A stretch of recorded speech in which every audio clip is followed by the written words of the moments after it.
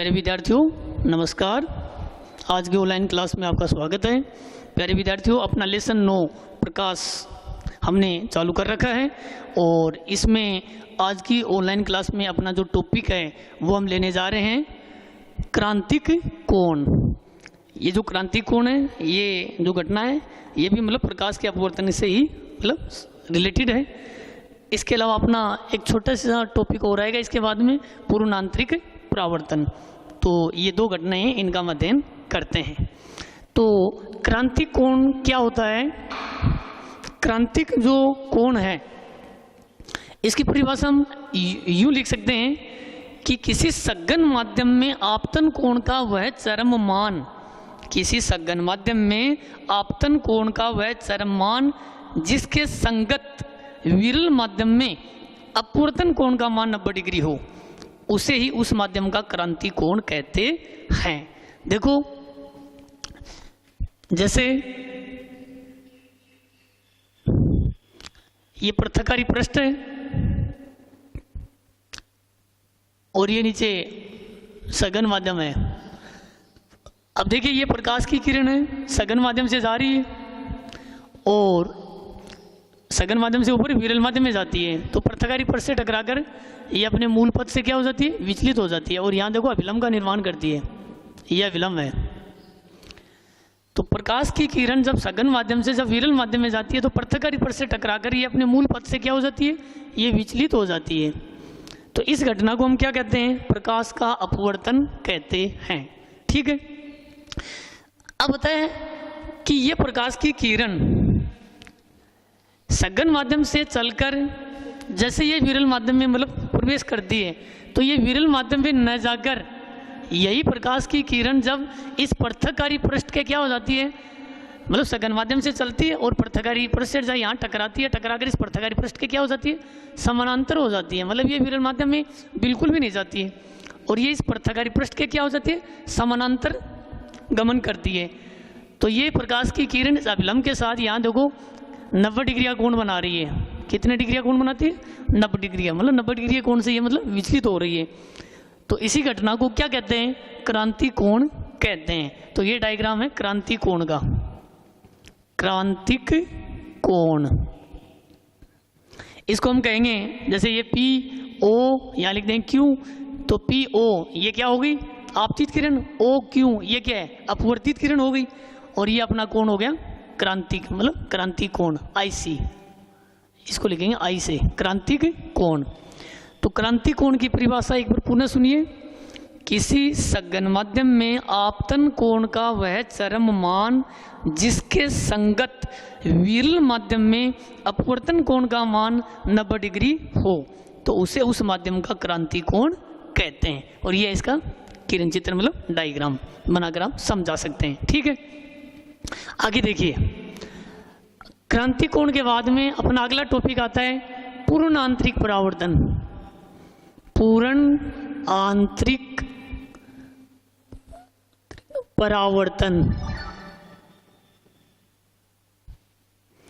कभी बार पूछ लेते हैं कि पूर्ण आंतरिक परावर्तन क्या है। प्रकाश का पूर्ण आंतरिक परावर्तन को किरण चित्र द्वारा समझाइए। तो पूर्ण आंतरिक परावर्तन क्या है, इसको समझने के लिए इसका एक डायग्राम और बनाते हैं हम इधर। ये मतलब कोई पात्र है और पात्र में ये जल भरा हुआ है। ठीक है। तो ये कौन सा माध्यम हुआ? ये है सघन माध्यम। कौन सा माध्यम? सघन माध्यम। ठीक है। ये पृथकारी पृष्ठ है, दो माध्यमों को अलग अलग करने वाला पृष्ठ, पृथकारी पृष्ठ। इसके ऊपर मान लेते हैं कौन सा माध्यम है? विरल माध्यम। मतलब हवा है ऊपर, तो हवा कौन सा माध्यम है? विरल माध्यम। हवा कौन सा माध्यम है? विरल माध्यम। ठीक है। अब देखिए, जब प्रकाश की किरण सघन माध्यम से गमन करती हुई, ये प्रकाश की किरण सघन माध्यम से गमन करती हुई इस विरल माध्यम के इस पृथकारी पृष्ठ से टकराती है। ठीक है। तो टकराने के बाद क्या होती है? इस पृथकारी पृष्ठ से टकराने के बाद ये प्रकाश की किरण पुनः इसी माध्यम में वापस लौट आती है। इसी घटना को क्या कहते हैं? प्रकाश का पूर्ण आंतरिक परावर्तन कहते हैं। तो अब ये प्रकाश की जो किरण है ये पृथक्करण स्पर्श से टकराकर पुनः इसी सघन माध्यम में लौट करके क्यों आ जाती है? तो इसका मुख्य कारण क्या है? इसका कारण ये होता है कि आपतन कोण का मान जो होता है, मतलब ये जो प्रकाश की किरण है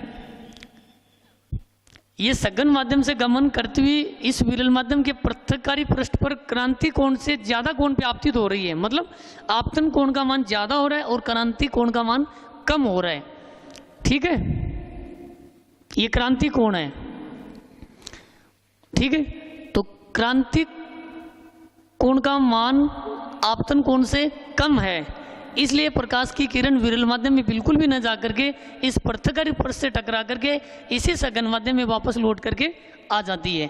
तो इसी घटना को क्या कहते हैं? प्रकाश का पूर्ण आंतरिक परावर्तन। तो एक बार परिभाषा पुनः सुनिए।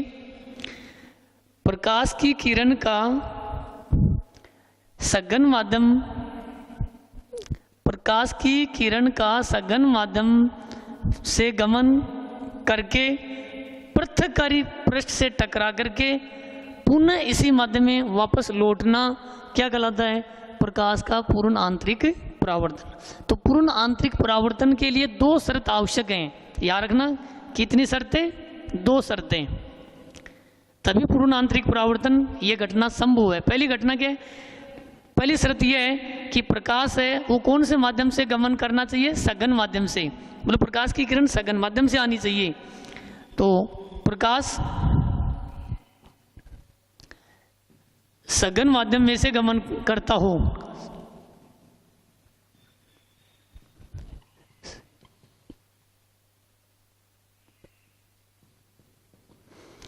प्रकाश सघन माध्यम में से गमन करता हो, मतलब प्रकाश की किरण है वो सघन माध्यम से जा रही हो, कहने का मतलब।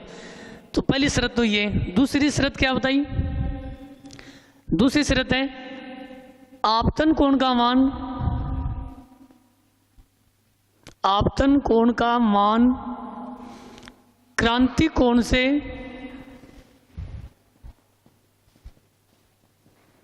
क्या हो? ज्यादा हो, मतलब अधिक हो। ये दोनों शर्तें जहां लागू हैं वहीं प्रकाश का पूर्ण आंतरिक परावर्तन संपन्न होता है।